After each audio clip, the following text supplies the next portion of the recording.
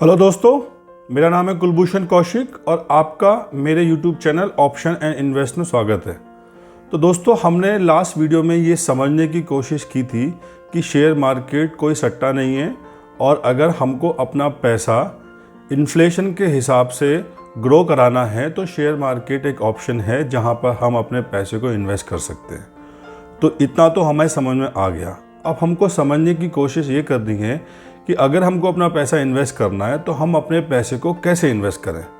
तो मैं आप लोगों को बहुत सरल भाषा में ये समझाने की कोशिश करूँगा, जितना आपका शेयर मार्केट में ज्ञान है उसके हिसाब से आप अपने पैसे को शेयर मार्केट में कैसे इन्वेस्ट कर सकते हैं। तो बहुत सारे तरीके होते हैं, वो डिपेंड करता है आपकी शेयर मार्केट की नॉलेज कितनी है। अगर आप बिगनर हैं तो आपके लिए शेयर मार्केट में पार्टिसिपेट करने का एक अलग तरीका होगा।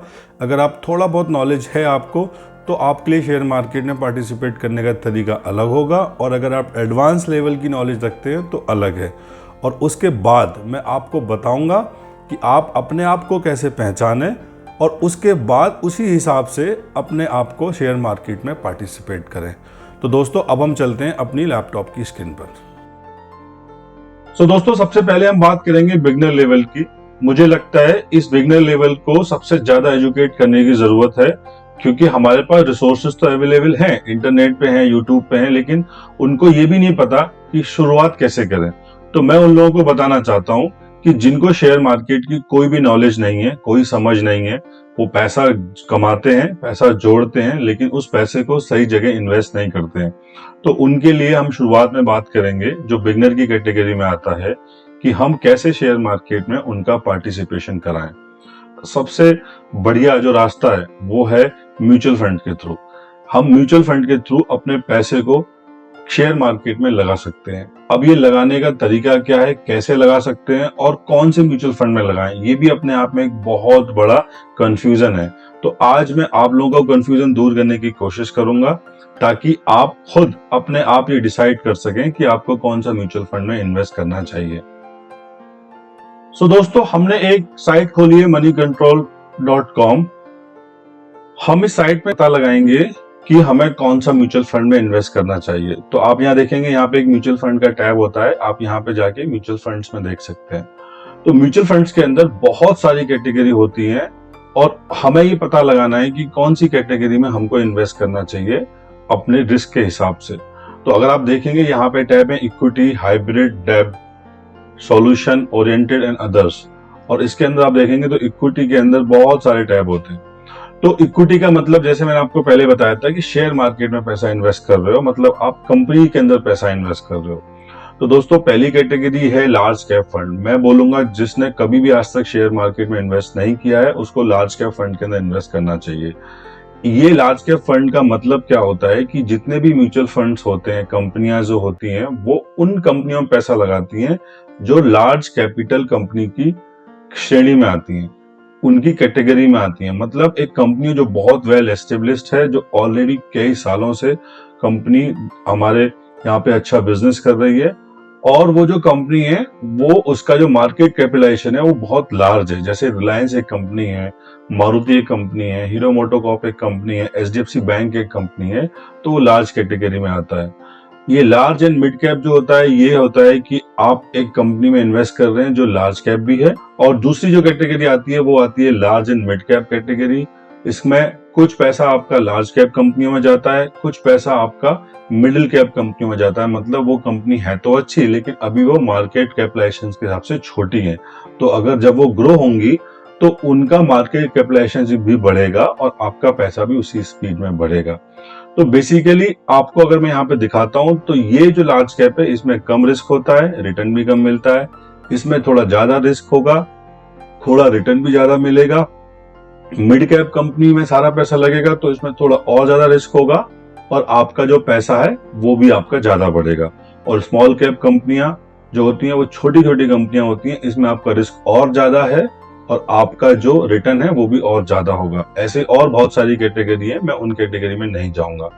तो बेसिकली आपको इन्वेस्ट करने से पहले दो चीजें ध्यान रखनी है जो सबसे इंपॉर्टेंट है इस वीडियो के लिए। वो पहला ये है कि आपको ये देखना है लार्ज कैप कंपनी में जिसका असेट अंडर मैनेजमेंट AUM ये ज्यादा होना चाहिए। ज्यादा होना चाहिए, मतलब बहुत ज्यादा भी नहीं होना चाहिए और बहुत कम भी नहीं होना चाहिए।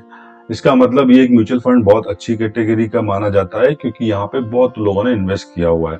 और क्योंकि लार्ज कैप कंपनियां होती हैं, बहुत बड़ी बड़ी कंपनियां होती हैं, तो वहां पर म्यूचुअल फंड हाउस को भी इन्वेस्ट करने में कोई दिक्कत नहीं होती है, क्योंकि 50-60 कंपनियां होती हैं एक म्यूचुअल फंड के अंदर। और दूसरी चीज आपको देखनी है, एक तो मैंने बताया एसेट अंडर मैनेजमेंट कम भी नहीं होना चाहिए, बहुत ज्यादा भी नहीं होना चाहिए। दूसरा, अगर आप जब यहाँ पे क्लिक करेंगे, सपोज मैं SBI blue chip direct fund में क्लिक करता हूं, तो आप यहाँ देखेंगे कि यहाँ इसके अंदर दो कैटेगरी आती है, रेगुलर और डायरेक्ट। तो ये सबसे इंपॉर्टेंट चीज है कि आपको डायरेक्ट म्यूचुअल फंड में इन्वेस्ट करना है, ना कि रेगुलर में। अभी डायरेक्ट और रेगुलर म्यूचुअल फंड में डिफरेंस क्या होता है, ये मैं आपको बहुत आसानी से समझाता हूँ। जैसे आप डायरेक्ट पे देखते हैं तो यहाँ पे एक्सपेंस रेशो होता है 0.96, मतलब अगर आप 100 रुपया खर्च करेंगे और 100 रुपया इन्वेस्ट करेंगे तो 96 पैसा जो है वो म्यूचुअल फंड हाउस के पास जाएगा, क्योंकि उनका खर्चा है इस म्यूचुअल फंड को चलाने के लिए। लेकिन अगर आप जैसे इसको रेगुलर में कर देते हैं तो आप ये देखेंगे कि यहाँ जो एक्सपेंस रेशो है वो चेंज होगा। अभी ये हम इसको शॉर्ट करने की कोशिश करते हैं। यहाँ पे ये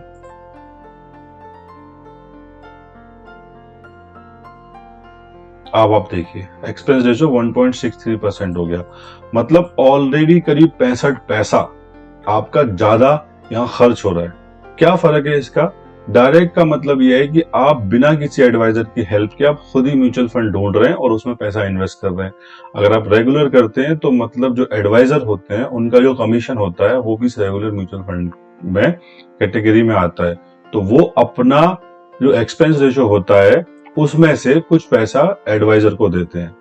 और आपको तो पता है दोस्त, एडवाइजरी हमको उस हिसाब से नहीं मिलती जिस हिसाब से हमको चाहिए। तो बेटर यह है कि आप म्यूचुअल फंड मनी कंट्रोल की साइट पर जाइए और खुद से अपने आप को आइडेंटिफाई करिए। बहुत अच्छी साइट है दोस्तों। मैं ऐसा नहीं है कि मैं इस कंपनी की साइट को यहाँ पे प्रमोट कर रहा हूँ, बट मुझे ही साइट अच्छी लगती है। ऐसी valueresearch.com है, वो भी बहुत अच्छी है। आप किसी साइट को चूज कर सकते हैं। यहाँ पे आप देखेंगे तो आपको यहाँ पे रिटर्न मिलेगा कि एक वीक में कितना रिटर्न है, 1 मंथ में कितना रिटर्न है, 3 मंथ में कितना रिटर्न है, 1 साल, 2 साल, 3 साल। तो शुरुआत आप सबसे पहले म्यूचुअल फंड से करिए। अगर आप 10,000 रुपए खर्च इन्वेस्ट करना चाहते हैं तो आप एक लार्ज कैप म्यूचुअल फंड ले लीजिए, एक large and mid cap mutual fund ले लीजिए। लेकिन आप याद रखिए कि अगर आप large and mid cap mutual fund ले रहे हैं तो आपका जो इन्वेस्टमेंट है, होराइजन है, वो 5 से 10 साल का होना चाहिए। अगर आप उससे जल्दी रिटर्न निकालेंगे तो पॉसिबिलिटी है कि आपको उतना अच्छा रिटर्न ना मिले और नेगेटिव भी मिल सकता है, क्योंकि मार्केट में जब भी आप पैसा लगाते हैं वो कंपनी के अंदर जाता है और कंपनी की ग्रोथ लीनियर वे में नहीं होती है, मतलब वो ऐसे ऐसे ऐसे ऐसे करके नहीं जाती है। वो कंपनी की बिजनेस की साइकिल होती है। तो कभी कभी बिजनेस बहुत ज्यादा प्रॉफिटेबल होता है और कभी कभी कंपनीज के बिजनेस में टाइम लगता है ग्रो करने में। तो इसीलिए हमेशा आप जब भी इन्वेस्ट कर रहे हैं शेयर मार्केट में, आपका होराइजन थोड़ा बड़ा होना चाहिए। तो ये तो हमने बात करी बिगनर लेवल की कैटेगरी की, जिसमें आपको कुछ नहीं करना। अब यहाँ तो आपने मनी कंट्रोल की साइट पे जाके आइडेंटिफाई कर लिया कि कौन सा म्यूचुअल फंड लेना है। अब उसके बाद जो दूसरी चीज आती है वो ये आती है कि हमको कैसे इन्वेस्ट करना है। तो बहुत सारी ऐप हैं आजकल। तो पेटीएम के थ्रू भी आप म्यूचुअल फंड में इन्वेस्ट कर सकते हो, ग्रो ऐप है उसके थ्रू भी कर सकते हो। और अगर आप थोड़ा बहुत नॉलेज आप रखते हैं, थोड़ी बहुत आपको आइडिया है, तो मैं आपको बताऊंगा कि आप एक डीमेट अकाउंट खोल सकते हो। डीमेट अकाउंट का मतलब होता है डीमेटलाइजेशन ऑफ एन अकाउंट। पहले शेयर जो होते थे वो फिजिकल फॉर्म में होते थे और वो फिजिकल फॉर्म में रखे जाते थे। अब उन फिजिकल फॉर्म को हमने क्या कर दिया, जो मटेरियल की फॉर्म में थे उनको डीमेटलाइज करके हमने एक डिजिटल फॉर्म में, एक बैंक में जैसे अकाउंट होता है उसमें आपके पैसे होते हैं, वैसे ही एक डीमेट अकाउंट होता है जहां पे आपके शेयर्स होते हैं। तो आजकल जितने भी डीमेट कंपनीज हैं, बहुत सारी डीमेट कंपनी, आप अपने हिसाब से कोई भी चूज करिए। मैं जिरोधा यूज करता हूँ और अगर आपको जिरोधा में अपना अकाउंट खोलना है ऑनलाइन तो आपको लिंक मिलेगा डिस्क्रिप्शन बॉक्स के अंदर। तो जिरोधा के अंदर एक ऑप्शन है, वहां पे कॉइन करके उनकी ऐप होती है, तो आप वहां पे जाके म्यूचुअल फंड भी खरीद सकते हैं और वो आपसे कोई इसका पैसा चार्ज नहीं करते। हमेशा याद रखिए, आप किसी भी ऐप से म्यूचुअल फंड खरीदें, हमेशा आपको डायरेक्ट म्यूचुअल फंड खरीदना है। आपको रेगुलर म्यूचुअल फंड नहीं खरीदना है, क्योंकि आपको ये 65 पैसा, 70 पैसा, 80 पैसा हर साल कम लगेगा।